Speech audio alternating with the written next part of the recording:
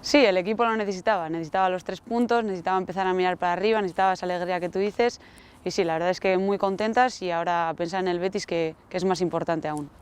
Partidua izugarria esan zen, derbiak irabazteko dira, 3 puntuak etxera ekarri genituen eta oso pozik taldearengatik.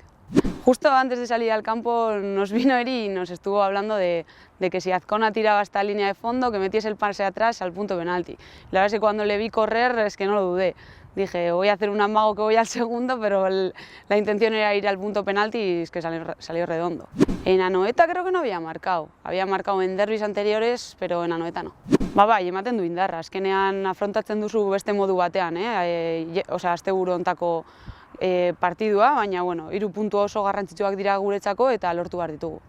Sí, recuerdo ese momento, ¿no? Jugué solo 4 minutos en la primera jornada y fue un bajonazo. Llegaba en un momento muy bueno físicamente y la verdad es que he trabajado mucho para intentar llegar sí, bien para el derbi, pero bien físicamente y bueno, supongo que me cuesta, ahora mismo me está costando estar bien físicamente, pero bueno, tengo que seguir trabajando para poder seguir ayudando al equipo.